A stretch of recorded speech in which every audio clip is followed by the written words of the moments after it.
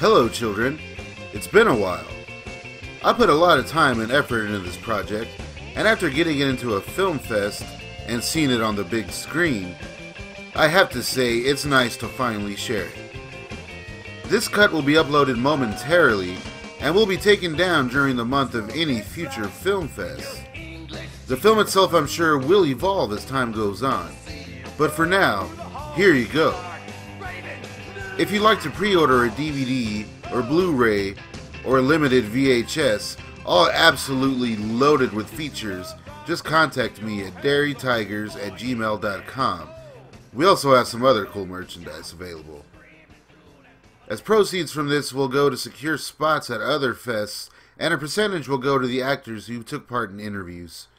Just a quick side note before getting started. While star Evan Richards didn't partake in the interview process, he did call up and wish me luck himself, and he highly enjoyed the project. Thanks, Evan. And this is not meant to harm or bash Corey Feldman in any way. Rather, it's partially meant to tell his story of rock and roll and redemption and surviving it all. Stay tuned for some exciting coming attractions after the feature. And please, subscribe. Enjoy.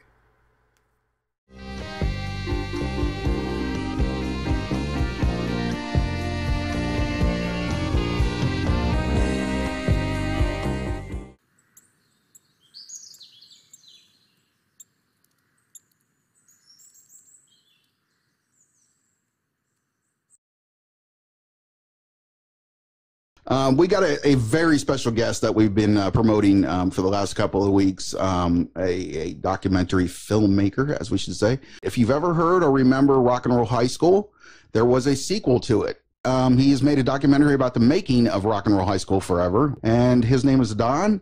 Adon, how you doing?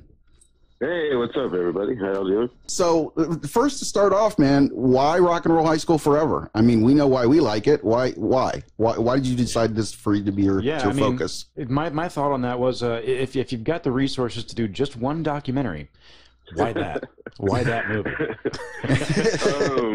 Well, you know, that's actually the reason I did it. I was trying to find out why myself. Yeah. As far back as I can remember, this movie has always been a part of my life. Growing up, I was just so enthralled with bizarre and weird films, anything I can get my hands on at the local video stores, and in those days, there was plenty to choose from. But this one particular movie, about Corey Feldman and his rock and roll band desperately trying to play their high school prom, just stuck with me. When I decided to make this documentary, I discovered I wasn't alone. People from all over got a hold of me to express their love of this bizarre and forgotten 90s uber cult classic comedy. But I still couldn't figure out just why. Why this movie made such an impact on so many people, including myself. So I decided to find out. I decided it's time to shed some light on one of my all-time favorite movies. But in order to properly do that, we're going to have to go way back to 1979. Rock and Roll High School really needs no introduction. The Roger Corman-produced classic has gone down as one of the most definitive rock and roll movies of all time, due in no small part to featuring the best rock and roll band in the entire universe. Anyone who's seen it knows it's jam-packed with memorable scene after memorable scene and some very quotable lines. Hey, pizza! Great, let's dig in. Yeah, I want some. But what most fans may not know is in the summer of 1990, a small crew was gathering in Los Angeles to produce a sequel to the Corman rock and roll masterpiece, starring none other than teen heartthrob superstar Corey Feldman. And though the film has maintained a decent fan base for years, there has never been a proper DVD or Blu-ray release, and the film fell into obscurity. Join me as for the first time ever, we learn of some of the behind-the-scenes stories from the actors themselves and discover the tale of the production and eventual fallout of Rock and Roll High School Forever.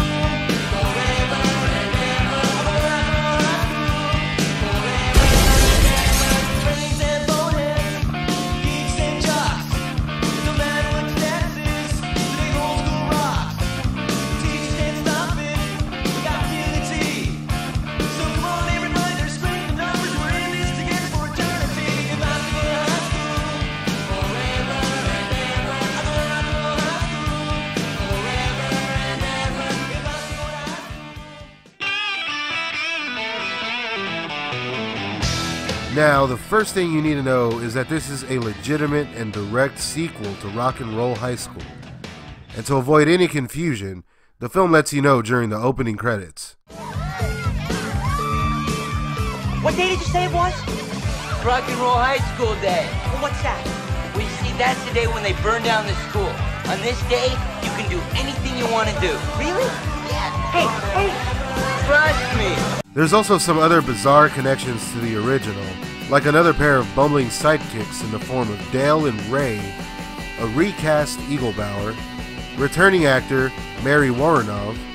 We see a reference to the Rats in the original who lose it to the rock and roll, little gags referencing the filmmakers of the original, and even literal reused footage. This even has an early appearance by conspiracy nut and Roganite Eddie Bravo. As for the Ramones, well, we get a few posters and a mug, plus an unreleased song featuring Dee Dee Ramone, but more on that later. And there's also quite a few legends cast in the film. There's Larry Linville, most well known from MASH, playing the naive principal Mr. McGree, and Louis Arquette, founder of the Arquettes that we all know and love. And of course, as mentioned before, Mary Woronov, the classic Warhol protege and Corman regular, returning, but not as Miss Togar. No. This time we get a brutal and harsh dictator-esque vice principal in charge of discipline, who is brought to clean up Reagan High and stop Rock and Roll High School and the Eradicators. All of the casting had to be just right, especially for the band members and the Eradicators. They would have to find some young, talented actors. This took some doing. I was working for Roger Corman, and I had written and directed a film for him called Slumber Party Massacre 2. And I was looking for another project that I could get him to say yes to green light. And I came up with the idea of doing it is a sequel in that they refer to things that happened at high school when they burned it down the first time. But so I went in and pitched this idea, as they call it, to Roger Corman. He said yes. Oh, I just love that Eradicator band. They're so cute. I love the cast. I handpicked every one of them. The casting went on for days and days. You know, all these young actors came in and auditioned for the casting directors and me, and they were handpicked. You know what? My story's kind of, I think it's kind of cool. I had been doing a couple of jobs before that, and I went and auditioned, and I thought I killed the audition. And then my manager had called me up and told me that because Corey was attached already, one of his best friends was Alfonso Rubiero. So this role was his, but the director liked me so much that I beat out Mr. Will Smith's cousin. So you're saying you beat out Carlton? I beat out Carlton, that's right. I got it confirmed on the set because I heard it before we started filming, but then I went up and just straight up asked the director, Deborah, and she goes, yeah. She goes, he came in and he was good. You were better. She was point blank. And she goes, and Corey wasn't happy about it initially, but then once we started working, everything was cool. But I didn't get the full script until after I booked it. It kind of seems like there's some dialogue that got cut out between you and Corey. Yeah, exactly. Well, that's why it was written that way, because initially it was Alfonso, okay, so they were supposed to be in everything together. So, they kind of cut some stuff out. But I was happy to be there. I mean, truly, we had a great time, and I met Stevens. And then we moved in together while filming, so that helped out our situation as well. Yeah. Namrock. You got a first name, Namrock? Namrock. Namrock. Namrock. I was probably 18, 19 or so. Jet Li saw me at a tournament in Irvine. It was like a national tournament. And then he was coming here to the States to do a couple films here, Hong Kong films, but shot here in the States. So he recruited me, and I did those 2 films. And then I was going to move to Hong Kong and work on some more projects with him and his team and his manager. And then at that time, I went on an audition for Rock and Roll High School. It was my first audition that I'd ever been to. I didn't even know what an audition was, honestly. And a friend of mine who worked on the Jet Li project hooked me up with an agent, and they said, "Hey, do you want to go out for this audition?" I said, "I don't know what that means, but yeah, sure." So he said, just bring a picture of yourself. So I didn't have a headshot. I brought a 5x7 photo of me and my little sister at Disneyland, like this. That was the picture I brought for my headshot, and that was it. My own lines, and just had fun with it. And I was kicking. I just started throwing crazy kicks, and then they offered me the part. The agent called me and said, "Hey, it's a SAG part. I don't know if you realize this. It's kind of a big deal. You know, it's like whatever it was. Like, can you get your union card?" And I said, "That's really cool, but no, thank you. I don't want to do it. I'm going to move to Hong Kong." And then a friend of mine who was going to call Hong Kong for me to kind of negotiate my contract and figure out my travel arrangements. He said, "Hey, what have you been up to?" And I said, "Oh, I went on this audition, whatever." And I told him about it. And he's like, "You are a freaking idiot if you pass that up." And he says, "You're going to go to Hong Kong. You're going to get just used and abused. You're going to end up a paraplegic in a hospital with no insurance. You're a 20-year-old kid moving to Hong Kong. You don't even speak Chinese. You don't know anyone. Bad move. Take the job here in the States. You get to join the union." And he scared the shit out of me. And so I called the agent right back. I'm like, "Oh, I'm so sorry. Is that part still available?" And it was. So that was my first job, really, my first union job, in the business. When I booked that job, I was down to pennies. I remember whatever pennies I had, I used to get gasoline to get to set. And then when I got to set, I asked the AD, "Hey, can you guys give me an advance on my paycheck? Because I need some gas money to get home." And he didn't. He's like, "I can't do that, but I could lend you, a couple bucks." So the AD lent me some money until I got my paycheck. And I crashed on Leanne's couch for a couple of nights, and then I ended up being, roommates and extremely close friends with Patrick Malone. You know what? It was after the initial audition, after the callback, we met each other, and we're like, "All right, cool. So let's hang out and, get to know each other because we're going to be working together." So we did. And I was living by myself at the time. And he was looking for a roommate. I'm like, "Yo, I'm ready to move." So, there were times we got so broke that we would have garage sales in our apartment complex. So I heard Leanne liked to smoke some weed while on set. All the time. All the time. Yes. And I got to tell you, besides Steven on the set, Leanne was one of my favorite people. No question. Straight up, she's good people. And because she had already done 16 Candles as well, so she had been around that kind of a set before. So she was cool with all of us, and I think she might have been the oldest one on the set as far as our little group. And so she was kind of mothering, but at the same time, just very cool. One of my favorite people in the world. Well, Stella was kind of quiet. The character itself, she was quiet. She didn't talk unless she had to, and when she did, what she said was just very to the point, stating the obvious, kind of "I'd rather be weird than Whitney." That's exactly it. It's I'd rather be weird than Whitney. I think Stella was probably smarter than any of them and just didn't want to dignify anybody with her thoughts because they were too valuable to waste on. There was, I think, a part of Stella that was really kind of haughty. 20 years later, exhausted. Well, it's nice to see a co-leading lady that isn't just some airhead. Right, that isn't the objectified sex toy or the girl that's the object of because there was that, Sarah Buxton. Whitney, and what was the other one? What the fuck was her name? Like, I'm like remembering people. Then Jason Lively, did he talk to you?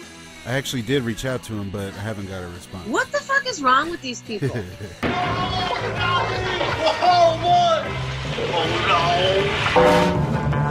Yeah, I went in, auditioned for it. The casting director was somebody I'd actually known in New York, and I just moved here from New York. And I went in and auditioned, and then I had a call back, and came back. I did not read with Charles at the audition, but then we both got cast together and got along very well.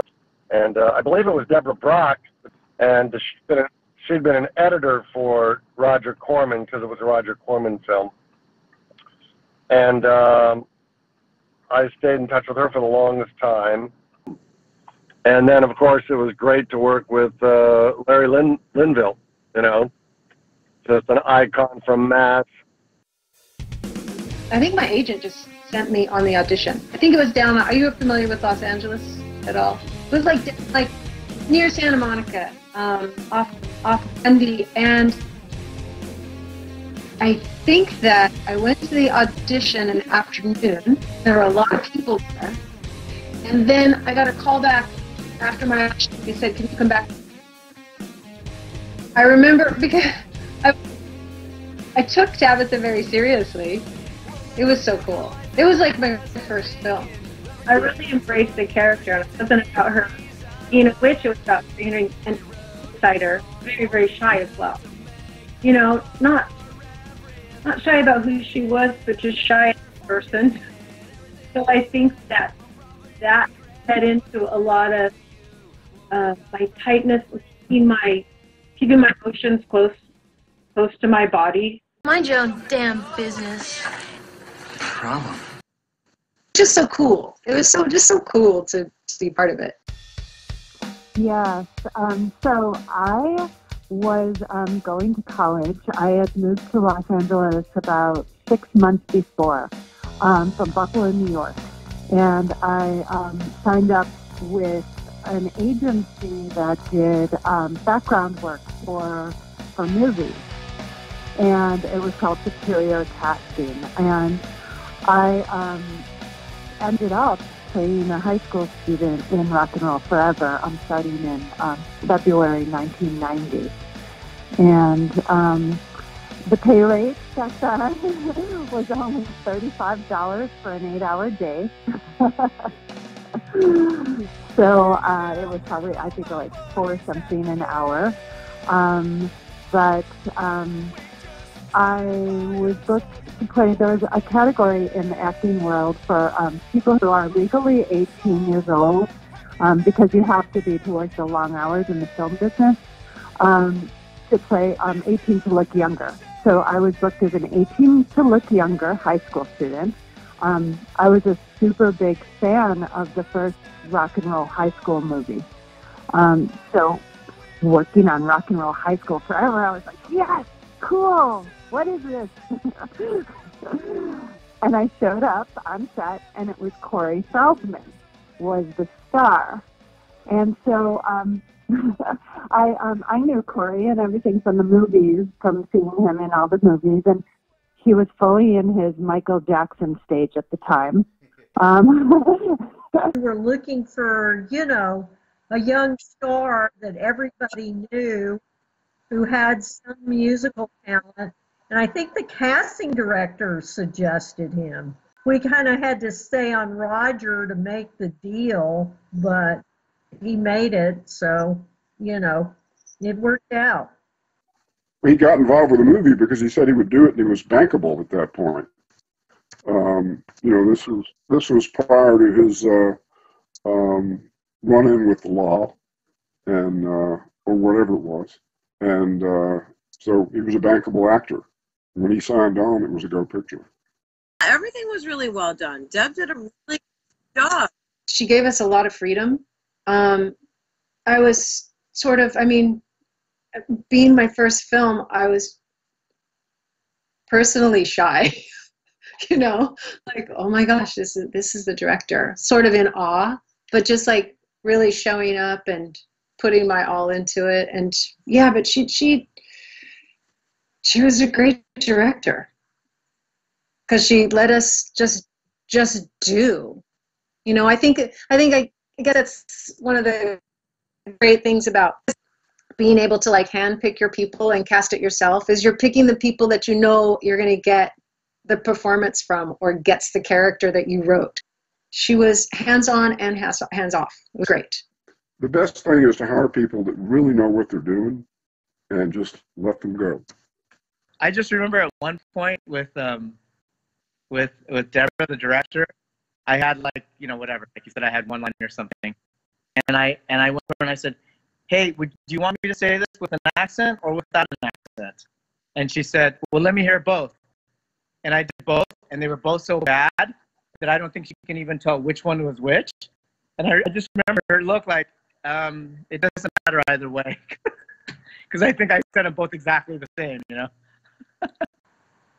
But, you know, I loved everybody that we got for the Eradicator band. I thought Evan was one of the most talented young comic actors I had run across. He was really good. Oh, yes. Yes. Oh, like that. Also, his part was written more comedically. Some comments people had made about the film, I don't know if it was on Amazon or where they were comparing how Kevin Richards looked to Corey Haim, and it had never even occurred to me. He looked like Leanne and Patrick were more kind of the straight man. Namrock. Yeah, I've seen this movie a million times, and I just put together that Namrock is just Corman backwards. I'm glad you noticed that. Yeah. Yeah, I think I just pitched that. I think I brought some sickles, and I said, hey, how about this? This movie had nothing to do with martial arts. To me, I made it a martial arts movie. I'm not in the opening scene. And the reason I'm not in the opening scene was because there was this event that was going down that Chuck Norris put on, and Jeff Smith, and it was called Kick Drugs Out of America or something like that. And it was an anti-drug program, kind of like the No Dope thing, Say No to Drugs. It was part of that whole thing that Chuck Norris was doing with George Bush. And Bush was coming here, I think, to Anaheim. And they asked me, because I was, you know, kind of known in the martial arts world. So they asked me to come and do a demo there, you know, it was like a pretty big thing. So they ended up calling the producers, and they got permission for me to miss the day shooting, which was the opening day. Yeah, but also they were not happy about it. Production was not okay with that, no. And then I went and met Bush and did the whole thing. I mean, if I could have gone back in time, I wish I would have stayed for the shoot, you know? Today's Friday, right? Yesterday's Thursday. Today's Friday. Yeah. The Roger Corman lot was a really small place.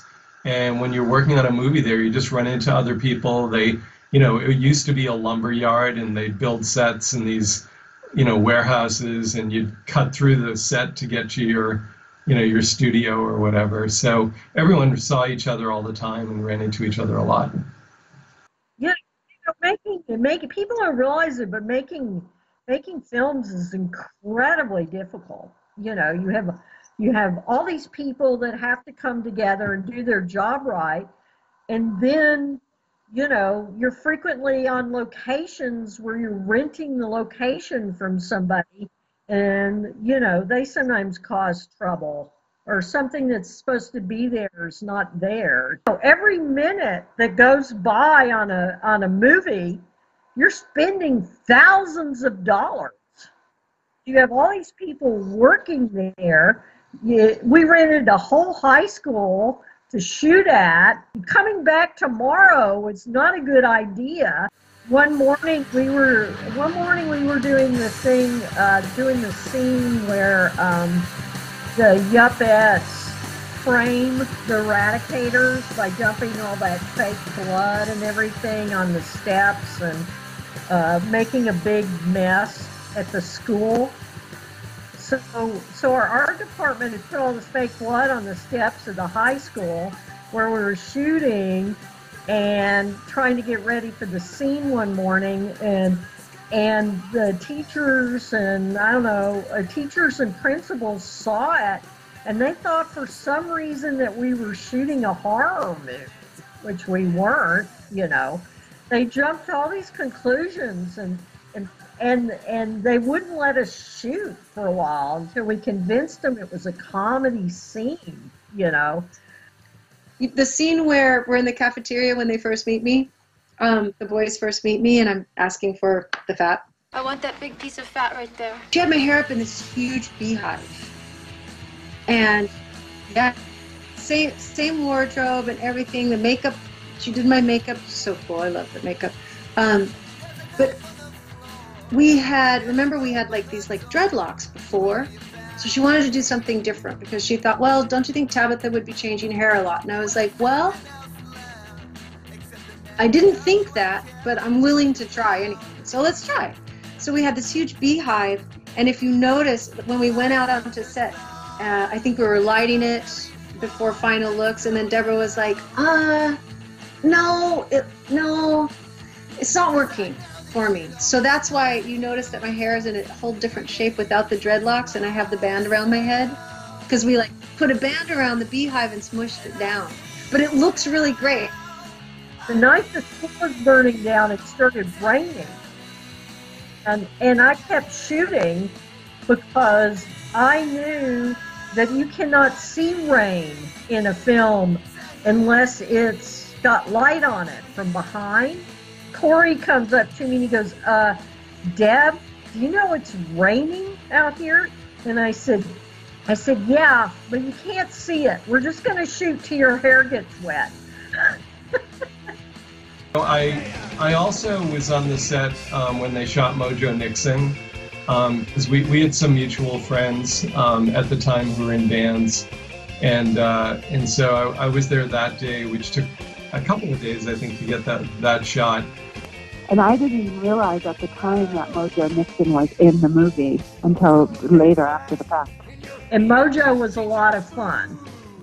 Yeah, I love Mojo's work, and he was a great guy on set. I love working with him. Roger basically never came to the set, but he would usually come once just to see what was going on. And he showed up the day we were shooting Mojo, and that was fine. But Roger had a way of making everybody very nervous, meaning all the cast and crew. And I don't know if he talked to Mojo. Mojo might not have even known who that man was, And it was funny because, although I had been in a couple of Corman films before that, I always basically played a version of myself. And, I was leading a band or playing piano or something like that. If she falls for Mr. Right here.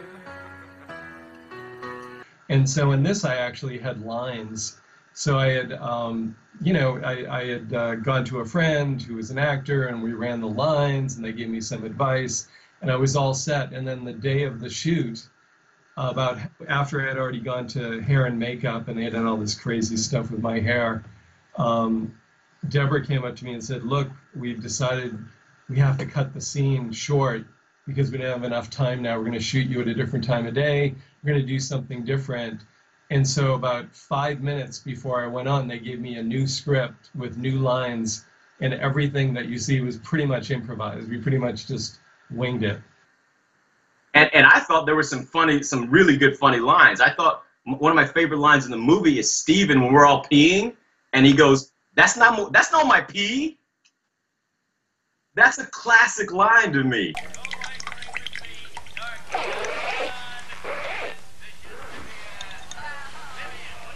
Hey, this no my pee.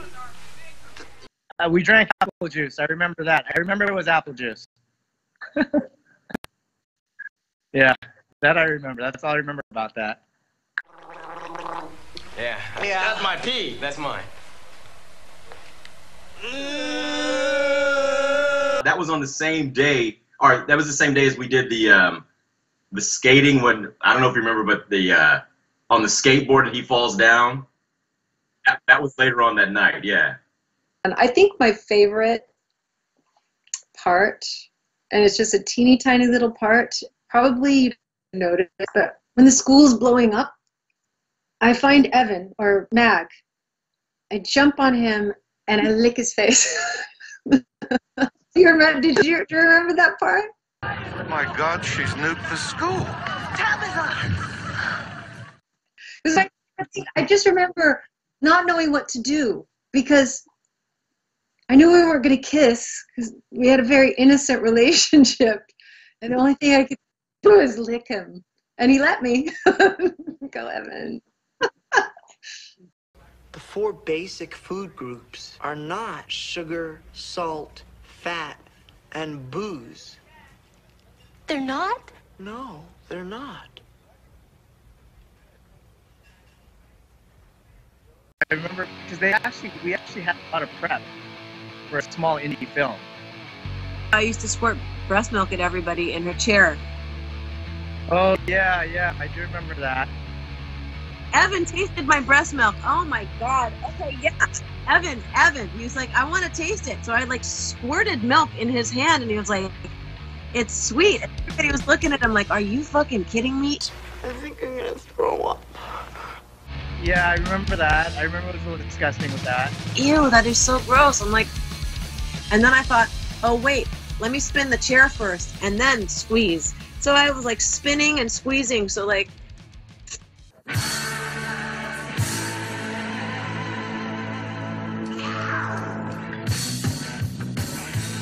the prom, that was a big scene that I worked on too. We did that, I believe, an all-nighter. I'm looking at my records right now. So they would just play the playback music of Corey's, the prom scene music. It's stuck in my head, and I just rewatched the movie, and it all came back. Like I had heard it 100 times back then. And dancing. That was my first experience of seeing how you do things 20 million takes and the playback, and we're dancing. Okay, now we have to go and do it again. And then we did a really intense day when they blew up the school, and we walk away. We're walking out of the school at the end, and that was scary because it was real fire, and it's a low budget movie, so there weren't stunt people or anything. It's just, the assistant director going, when I say go, go, and don't try not to get burned,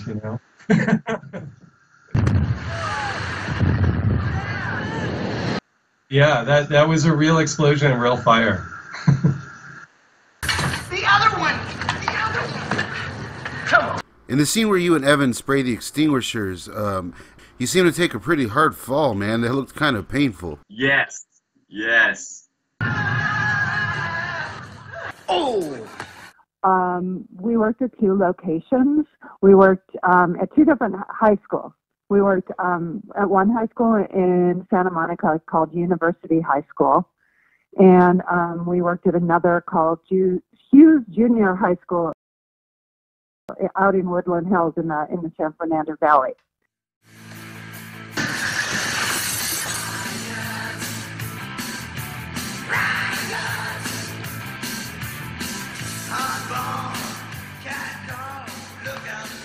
And Roger Corman produced it, which he did the original. He produced the original Rock and Roll High School too. So I met him recently. Linda Ramone had an event, little thing, and was screening Rock and Roll High School, the original. And I got to watch it with PJ Soul standing next to me. And I told PJ about how I worked on Rock and Roll High School forever. And and she said, "Oh, I'm sorry." Mary Warnov I was just in heaven to be on set with her.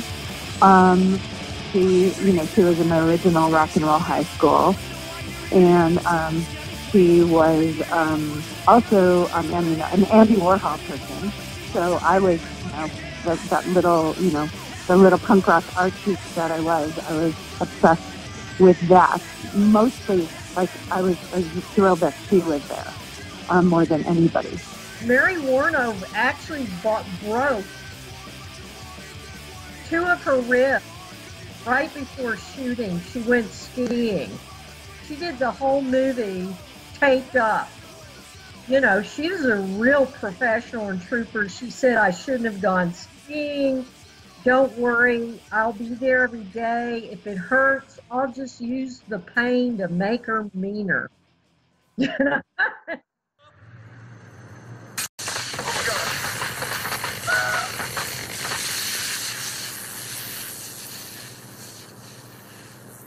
You ever think of getting into another line of work, Roy? Yeah. Who's that lead man for Kiss? Gene Simmons? He came in to audition. I don't even know what role it was for now. It might not have been for anything specific. Or maybe we wanted him to play some kind of male version of Dr. Vader. Dr. Vader's a woman? And then some of the people from the first movie came in. PJ Souls came in. She obviously was too old to play high school anymore. And we had a really nice chat, and I was trying to figure out some kind of teacher role for her or something, you know. And Clint Howard, who had been in the first one, came in, you know, but of course he's a lot older, and, you know, it just, we saw people, but we didn't really have the parts for them. We couldn't make it work. There's a lot of really cruel pranks you guys play in this movie. Right. Like it's nothing. At one point, y'all even send a teacher to the hospital. Which was hilarious to me. That's a funny bit. But you know, it's funny, what I always think about now, looking back at that movie, it couldn't be made now. Oh, yeah, for sure, yeah. There's no way they would ever make that movie now, just because of the explosion, the guns, and everything else at the school. And I get it, but I do think that, you know, we have become a little too soft on issues, you know. And I'm not saying take a gun to school, blow up a school, but you have to also understand a joke is a joke. And like one of my favorite comedies of all time is Blazing Saddles. It could never be made now because he offends everybody, and I love it. You know what? Comedy isn't supposed to be safe. Comedy's supposed to hurt you sometimes or make you think differently.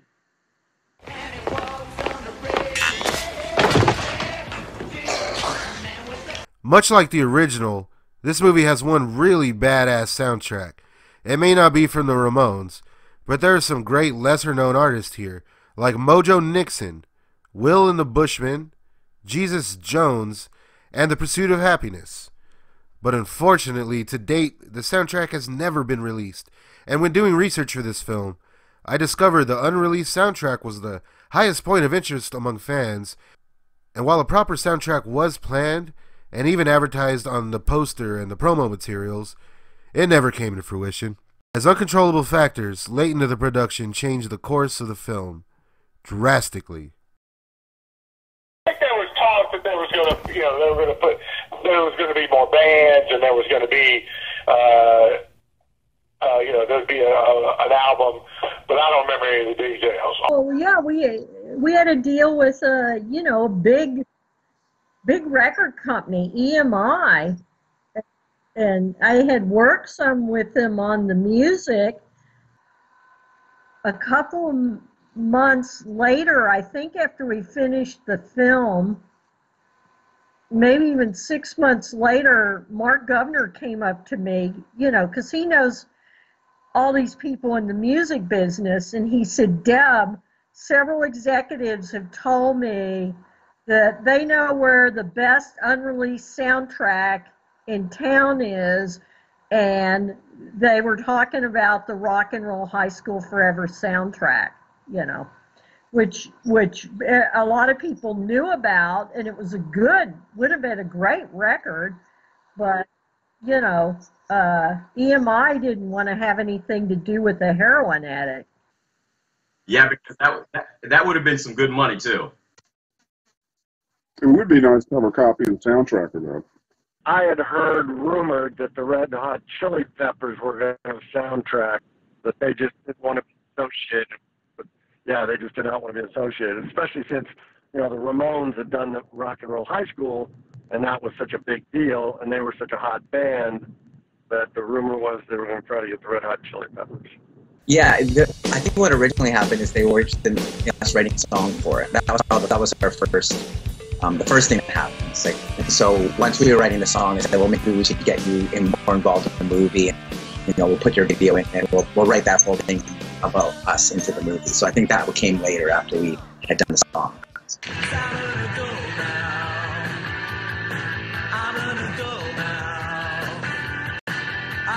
Hey, that's Pursuit of Happiness singing I'm an Adult Now. And here's Scream at Steve to tell you how to win free tickets to their concert next Friday night. Here on Rock TV, we want to know your favorite hometown. Really it's rock and roll. They sent me a rough cut of the movie, and they just said watch it and see what inspires you, and then that's kind of what happened.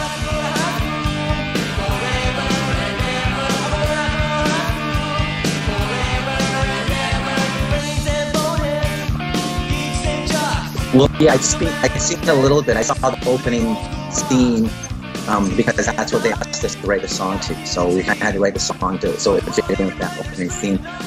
It's completely unreleased as far as I know. I mean, you can get it on, you can find it on the internet and stuff. But we never released it. Our record company never released it, and publishing company never released it. And it's just in the movie. It's kind of a really weird thing. It seems like something we should have put on some kind of best of or something. I don't know why I never ended up.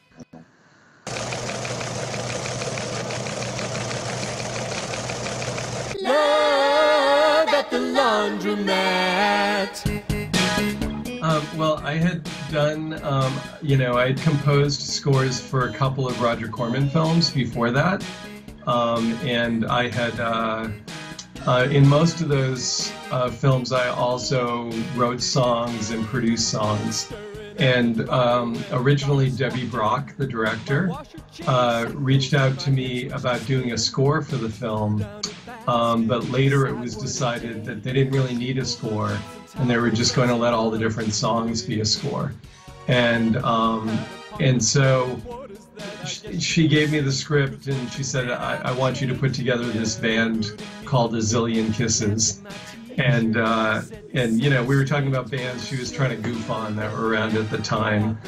And in the script, they sing a song called Love on a Ouija Board. And originally that she wanted me to write a song called Love on a Ouija Board, but then I think EMI was the record label, and they said, no, we don't want to get sued by Monopoly, or the P. Parker brothers that own Ouija Board. So can you come up with something else? And I had been goofing around with a song called Love at the Laundromat, and I had played it live a few times in some of my shows, and she came and said, yeah, that's the one. So, and so then, she told me, we'll call you, and we'll come down and shoot the song.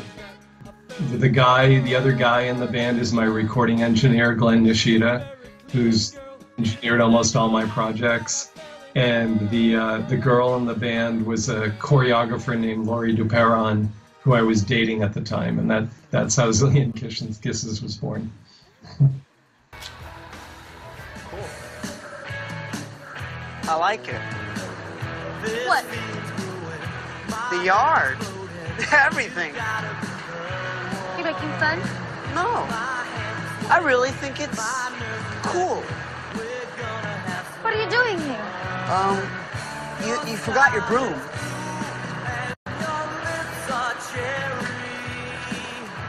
You want to see the backyard? It's even cooler than the front yard. Come on. Come on. Wow. Very scary. I had the opportunity to chat with Will Kimbrough, formerly of Will and the Bushmen, who did the song Very Scary for the film. This is what he had to say about it. We were published by EMI Publishing between 1988 and 1992, and they were providing the songs for the soundtrack. I can't remember who else was on the soundtrack at the moment, but I recall the LA offices calling our then manager and we sent a home demo of the song, and they liked it. And we booked Treasure Isle Studios in Berry Hill, a neighborhood of Nashville. We recorded it in one day, and it was used in the film. Soon after that, EMI lost interest in us, and we simply went out and played live for a living. By the end of 1992, we had pretty much paid all of our debts. I was pretty burnt out on the whole thing. I left the band, and that was the end of Will and the Bushmen. They showed it to us at EMI in LA, and then we wrote the tune. I have a copy somewhere on tape, or maybe on a reel-to-reel somewhere. If I find it, I might share it. Maybe. Cheers.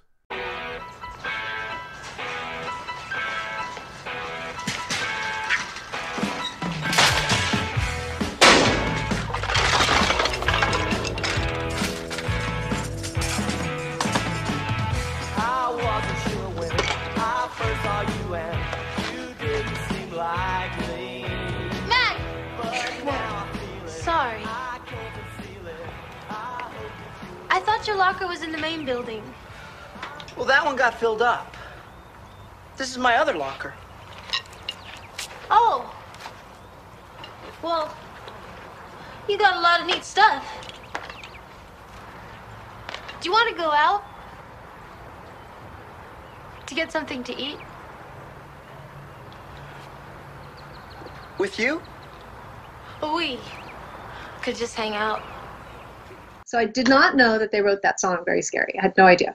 If I did, I've forgotten it at this point. But a funny story is, a cute story, is Michael Severus, who plays Eaglebauer. He wrote a song based on Tabitha, and he wanted to put it in the movie. And he gave me a tape, like a cassette tape. It was really pretty, really beautiful. So cut to 2 years ago in my life now, I was spending some time in New York, and I went to see his Broadway show. He was in a show called Fun Home. And afterwards, I went backstage, and we were chatting, and my family was there, and he was like, yeah, I wrote her a song. And I was like, I remember that. I still have the tape. Then that night, he sends me a recording of like his second album that he did, and there it is. It's on there. It's my name. It's Bryn. And it's recorded. It's out there in the universe. And I had no idea, I was so flattered.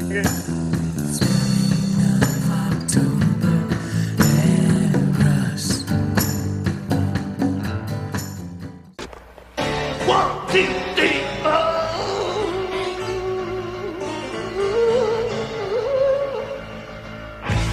Corey wanted to be in the movie because he had some songs that he wanted to sing, and did sing.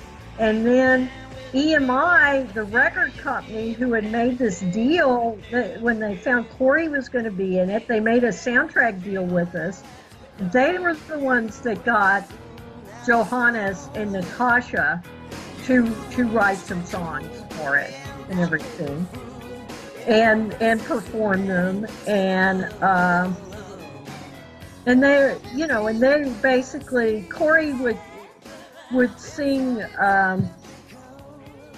Corey would sing the main vocal, and they did the background singers and the music.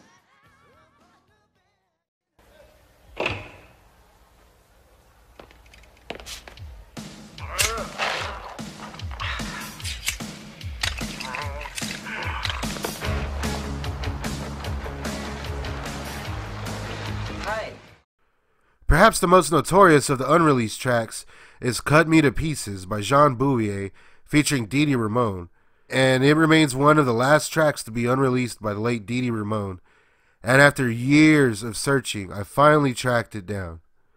But unfortunately, I don't have what it takes to access the song, so we'll work with what we have. Wait, hold on a second. Now, if you were 28 and I was 24, that wouldn't matter at all. You don't give up, do you? No, never. You wanna cut me to pieces. You wanna cut me out of your way. You wanna cut me to pieces. You wanna cut me to step.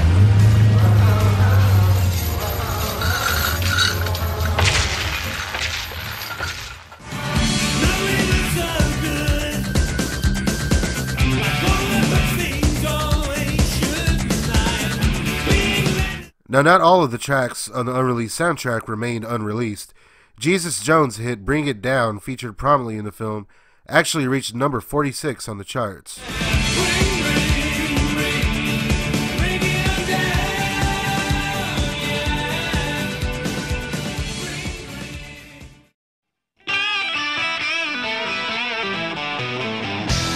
Another heavily featured track in the film is by the Divinyls called Dirty Love, which is also available.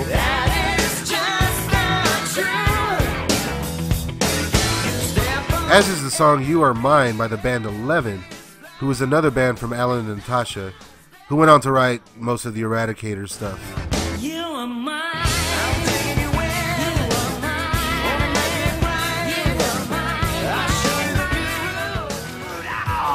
High school is a prison, and you gotta get free.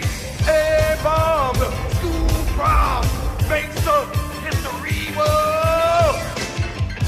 Howdy, son. I'm the yuppie hating, lower body gyrating, beanie weenie eating spirit of rock and roll.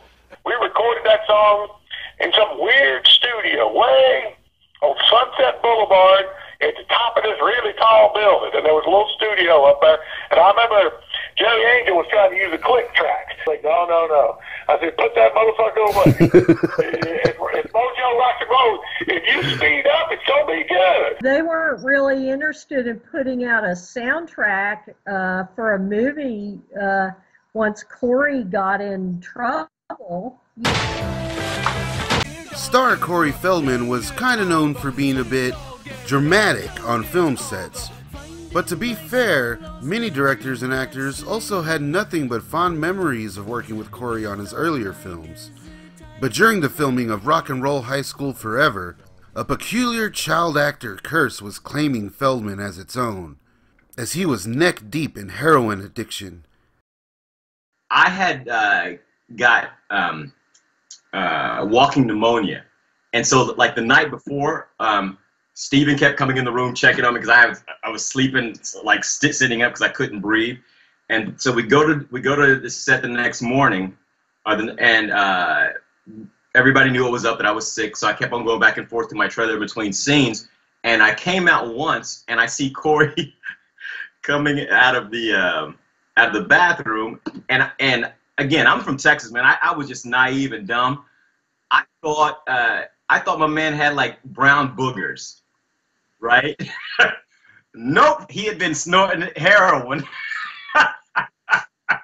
You know, and we go in and we go to the set, and I do a scene, and they tell me every time you got to do some dialogue, breathe, take a deep breath in, because I couldn't breathe, and then start talking. So I did it. We did our scene, cut, and then right when we cut, Corey sneezed again and sneezed all this brown. And again, I'm thinking, well, he's sick too, because I had no idea. I'm like, oh, he just said, I get it, Corey. Mine is golden, yours is brown. But honestly, Corey was never anyone I was ever going to hang out with. On the house, nah. We just, you know, we're two different people. I grew up in a small town in Texas. My friends, I can count them on one hand, you know, and it's real deep for me. And I'm not good with bullshit. And Corey was all about the bullshit. And that's just real talk. Corey was around, like, you know, like always. But I was kind of more like, I was 3 years older than him, as I said, and I just kind of I observed him and watched him a lot, but I was never really engaged. I kind of thought he would, like, I was like, oh, you know, he wants to be Michael Jackson. And so I would laugh at it. And Corey, there was one day in particular, it was still daylight, it was an afternoon, and there was a freestanding boys' bathroom. I believe that was at the location in Woodland Hills. And he did heroin and locked the door and passed out inside, and nobody could get him out for many hours. And so that was, I remember all of us playing high school kids, just hanging out, saying, oh my God, I wonder if he's ever going to be okay. If we're going to ever, finally, somehow they got him out. And then, you know, we filmed the rest of the night's work.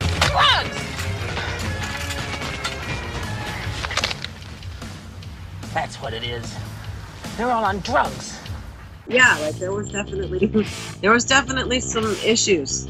There were definitely some situations. I didn't really follow.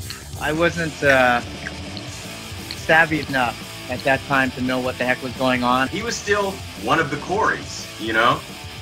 Corey was definitely using a little bit of heroin while we were shooting that. He was snorting it. He wasn't shooting it. You know, unfortunately, we got a lot of negative press when he sort of got caught with his drug issues. You know, when other people are getting high and you're not, man, you sure do go to the bathroom a lot. Hey, there's blood coming out of your nose, buddy. The makeup lady would always have to go dab his nose because there would always be like brown liquid coming out one of his nostrils, and we'd have to stop and dab his nose. And That dude was so high. So we're doing the scene over and over, and I jerked him off of the bed. His head fell down and hit the ground. It sounded like a melon hitting the ground, but he was so high he didn't even know. He probably had a big-ass whelp on the back of his head. He was null and void. I thought, well, shit, I can't hurt him, I guess, you know. one time he did lock himself in my dressing room. And the producer was like, "Oh, Leanne, is Corey in there?" And I'm like, "I don't know. Corey who? Like, knock, knock. Who's there?"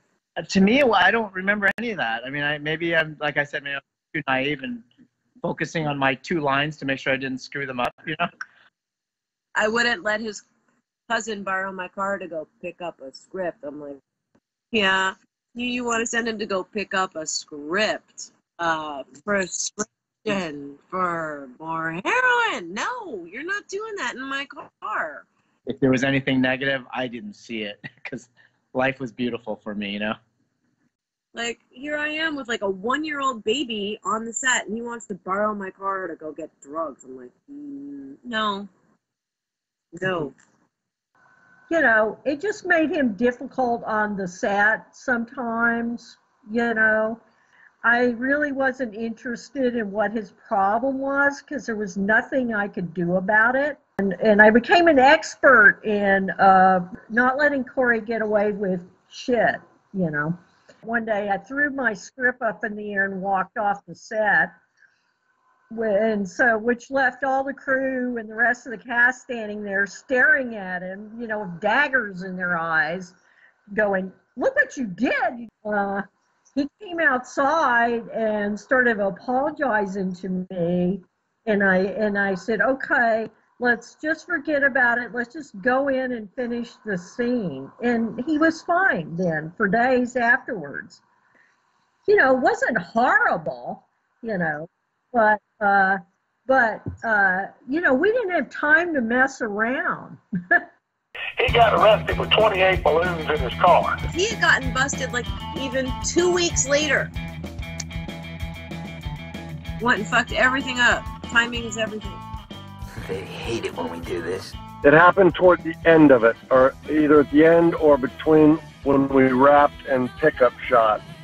I was sitting in my Hollywood apartment with my roommates watching TV, and the television news came on and it said, "Corey Feldman arrested in downtown Los Angeles with drugs in his car." And the low-budget movie actually was supposed to get theatrical release. It was. Then he got busted, and then everybody spooked. I thought it did go to the theaters. Very limited release. Well, you would have to ask Mr. Corman that. Only he knows his plans for distribution. Roger, realizing he didn't have to put movies in theaters, which is very expensive to make money with them, and then also it's kind of hard to have a teeny bopper movie for junior high and high school kids with guys in the news for heroin addiction. It was, oh, la la la la la la la la la la wall. Oh, great. Next. I remember we were, I think Steven and I, and maybe some other people, we were out to dinner, and we get a call or something, I forget, a text, something came through that Corey had just been busted with balloons in his car. And we're like, what? And that was the moment for me that it all clicked. I'm like, oh, That's what the brown boogers were. Then it all came full circle for me. I remember going to a screening, and I remember like the cast and crew screening, and I remember liking the movie and stuff, but being just so underwhelmed. Like it was bittersweet because like we knew it wasn't going to come out anymore. So it's like, well, what's going to happen? It's going to go straight to video now? Great. But when I heard he got pulled over from my agent, and I heard that, you know, the movie wasn't going to be released now, et cetera, it was so sad. I was so disappointed. It was really sad. Yeah. We were kind of heartbroken and upset about it at the time, but I don't know, life is life. You know, many years later, it's whatever. Like I said, I had done a couple of films prior to that, and some of them had gone on to theatrical, so I knew what to expect. And so when it didn't happen, I'm like, come on, man. But also, it was a good, humbling experience. I'm like, all right, well, that happens. So make sure that you're always ready to go yourself. Stay ready so you ain't got to get ready. Yeah, then from there, everything just kind of, clicked in. From there, I went on to do Ninja Turtles, which was ironic because Corey Feldman did the voice for that. So, yeah, I did the stunts for Donatello. So it was like 2 films back to back with Corey. Yeah. No, it's playing somewhere. You're not the only one that loves it. And I appreciate it. I did a movie with Corey Feldman and another movie, and he came into my trailer and had the most sincere apology for sort of what went on during the shoot and what happened with it. And I thought it was just very gracious of him to do that. I do have to say that, I don't know, like a year or two later, Corey cleaned up his act. He did what you're supposed to do in 12-step programs. He called me up and he apologized for causing so much trouble, and I really appreciated that. I actually saw Corey on his tour last year. And, I'm sorry. Did you want your time back? Well, I'm a Corey Feldman fan. Are you? Okay, I'm sorry. Am I just being mean? No, I don't want to. no, it's fine. He's a great guy. I mean, he was always, to us, to me, he was, always pleasant and gracious and humble. It was a great experience working with him. Well, he's a great guy, in this whole Me Too movement, he's come out and obviously he was, sexually abused as a young kid. So, yeah, I have a lot of respect and admiration for him being out front in that and being very courageous. And he's a good guy. It's hard to come up in the business as a child. I like Corey. I mean, even though we did go through that bullshit there, he was a nice guy. I enjoyed hanging out with him, and when he let his guard down. I bear him no ill will. I think he came out fine in the movie. He survived it. He's fabulously talented. And, except for the times when he was doing things he should not be doing, then we got along great on set. It was actually a lot of the time it was fun to do, and we survived the problems, It wasn't like he had that terrible of a habit. He was able to clean himself up afterwards, Through rehab, some people never can. And that's such a good time on that project. I had a good time on it. I had a great time on it, actually. Met a great friend in Steven. It was magical. It really was. It was magical. I was spoiled to have that as my first film, It was a blast making it. I think when you're working that hard, it's really important to have a good time. Everyone was really kind and got along and was really supportive. It was really fun. Very fun. I had a lot of fun on that. now that I'm thinking back. And like, I have the leather jacket that Stella wore. I kept that. It was just a lot of fun. We were such a tight-knit group of people. I didn't get in trouble for smoking pot on that set. Corey was too distracting. Yeah, well, for me, it was especially exciting because I was new to all of this. And I knew it was something I wanted to do. I was going to college for acting. I loved so much the original Rock and Roll High School, and because I loved the Ramones and always have, that was another thing. That was like, I felt very proud to be involved in a remake of it. And even though I would laugh at it, because Corey Feldman, he wasn't the Ramones.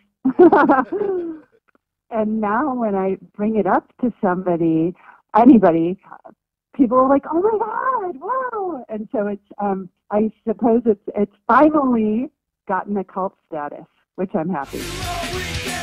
Man, we had a great time, and I can look at it and appreciate the absurdity of it, but at the same time, see how much fun was involved with that movie. So, does anybody ever ask you about this movie, man? No, man, it's funny. You are the one. Yeah, no, ironically, I have been recognized for that as much. I would say it's not the prominent thing I get recognized for, but it does have its cult following, a lot of fans. I went and started looking on Amazon and stuff, and I don't know, other places, and finding, that there were a lot of people who really liked the film. Where it really had a life was on Comedy Central. They showed it for 2 years, many times right after school let out. Yeah, I also remember watching it on USA Up All Night. Ah, okay. That makes sense.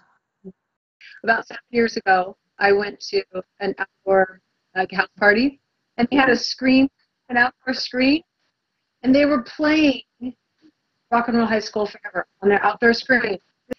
And I was sort of blown away, but what really blew me away, 4 or 5 of the people knew all my lines. I want that big piece of fat right there. This right here. This big piece. This one. Later, I told them, and they're like, "Oh, did they teach you how to dance like that? Because we were really goth, and we were seeing what you did." I thought it was so funny. It was so cute. I was approving the color, how the film looked in the end, and I was at the film laboratory, and they were running the first complete print with the final color of the film for me in a screening room at the laboratory. And I came out of the screening room, and there was this kid, about 14, standing in the hall. And it turned out it was the projectionist's son who had come down there after school to hang with his dad. And he had watched the whole movie, and he just loved it. And he was going, "It's one of the coolest movies I've ever seen.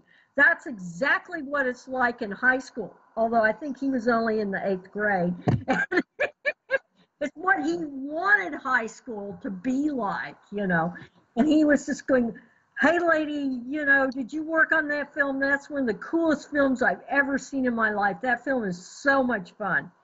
And, that just made it all the stress worth it at that point, to have somebody who was dancing around in the hall, who was the right age for the audience, who was just in love with it. That was a great moment. But it's funny. I'll get a residual check randomly, and I forget that people are watching it. I appreciate it. I'm very thankful, man. Corey had come off of a rehab program doing drugs, and nobody would touch him really. The producers thought he had a big enough name to, and the fact that he was funny and likable and this and that it was a good thing to give him another chance to go ahead and do something. So long story short, that's how Corey got involved. I met him for lunch before we shot, and I talked to him, about the things that I had heard about him and how he worked and so forth. I wanted to make sure he understood that We had a really tough shoot. We only had a 4-week shoot, 28 days, 24 days, something like that. And we're going to be on location, and it's going to be tough on him and whatever. But you know, he was a sweetheart. He said, "Yeah, let's just do it. I'll do whatever you need." And he was great during the entire shoot. I had no problems with Corey at all. He was great, and I still consider him a very good friend. In Corey Feldman's 2013 autobiography, Choreography, there's minimal mention of this film, although he does go in depth about the arrest. And, well, I can see why he wouldn't want to talk about it much, you know? Up to that point, Corey was putting out hit movies, and to finally have a feature go direct to video can't be a good experience for any major actor. However, he seems to be coming around and enjoying the film for what it was, which is great, because here he gets to put all of his amazing talents on display, and with full range was able to express himself. Corey continues to entertain his legions of fans across the world, and while he's been acting steadily since the start of his career, he's also been really busy with his music, and I had a chance to see him on tour a while back. Lucky for me, he decided to dust off some Eradicators classics. He's a dead dreamer, a man with a fever, and he walks on a razor's edge.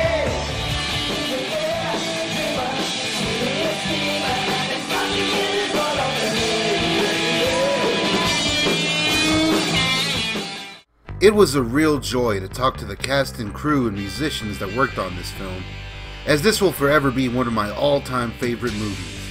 I'll never forget rushing to the living room as a kid because my brother was yelling, "Namrock's part is coming up," and I just had to see the immortal line spoken.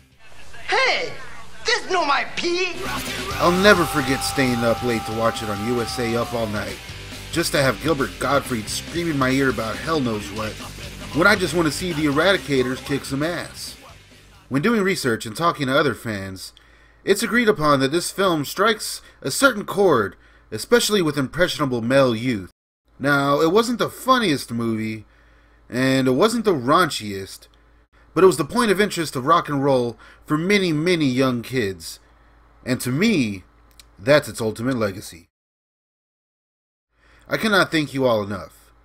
Deborah Brock, Leanne Curtis, Patrick Malone, Stephen Ho, Don Daniel, Bryn Horrocks, Michael Monks, Mojo Nixon, Mark Governor, Mo Berg, Will Kimbrough, Nikki Cruiser, Bob Logan, and Corey Feldman. I'm glad to be the one to stir up the memories. Rock on, everybody. Love at the laundromat.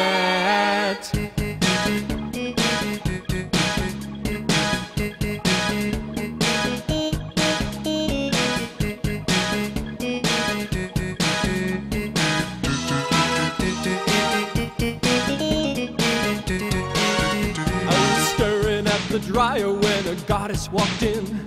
My washer changed cycles and my head switched to spin. She threw down her basket and she sighed, what a day. And she pulled out sheets and towels and some lingerie. I had a pocket full of quarters that I guess she could see, 'cause when she ran out of change, she ran over to me. Glanced at my t-shirt and she said, "This sounds strange, but I'm sure if you would let me, I could get out those stains." Love at the laundromat. I fell in love at the laundromat. She's a very clean girl and I like her like that. I fell in love at the laundromat. She pulled off my shirt and I watched again.